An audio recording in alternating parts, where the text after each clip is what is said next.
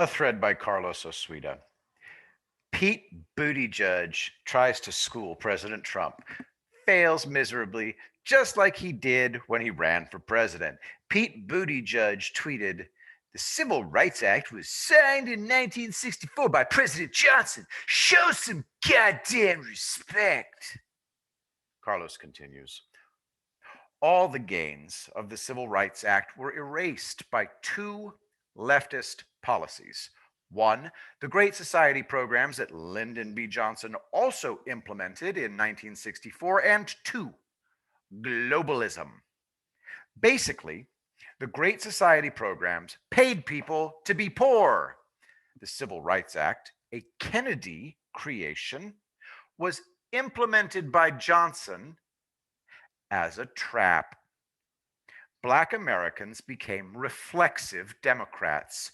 In order to keep people poor and sick, Democrat politicians absolutely ignored Black Americans.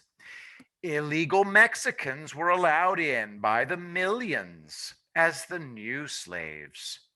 Activist groups fomented riots every now and then to destroy Black communities, and globalism demolished prospects for working class Americans of all races. Under constant pressure to differentiate themselves from white people, too many Black people allowed the disintegration of the nuclear family. Prison became a rite of passage. The boogeyman was white racism. Orwell's Animal Farm is an allegorical representation of the rise of the Soviet Union. Totalitarian states always have a boogeyman. For the Nazis, it was Jewish people. For the Soviets, it was Leon Trotsky. For the totalitarian pigs of Animal Farm, it was Snowball, who escaped an assassination attempt and is the scapegoat for the pigs' deliberate efforts to keep the population of Animal Farm oppressed. The animals are told that they suffer because Snowball is sabotaging everything. Sound familiar? I recently discovered a Nigerian comedian named Gloria Olorunto, known as Maraji. She's a genius who plays all the parts in her videos. Link in the thread, different types of neighbors when you are being beaten. Okay, I got to check that out. And another link in the thread, when a guy confesses his love. This is a Nigerian woman, funny as hell, brilliant, beautiful. And here in the incredibly free country, all we hear is that American Black people are having anvils dropped on their heads by B 52 bombers.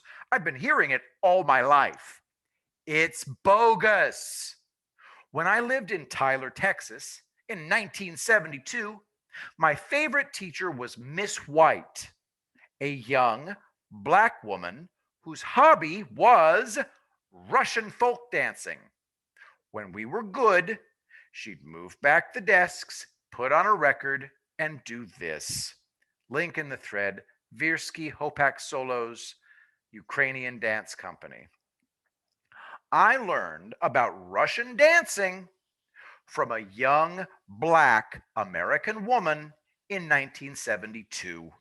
In Tyler, they were all Southerners, so the adults ran the show. I got chewed out by as many Black adults as white. The endless race issue is artificial. It was created for political reasons. By the end of Trump's second term, the societal poison will be gone. It'll have gone the way of knee breeches and tricorn hats. And that is genuine civil rights. The right to just be a person, not required to be a certain way due to your race. Link in the thread, amazing Bach Minuet in D remix. Wilson World. Check it out. I will be the greatest president that God ever created.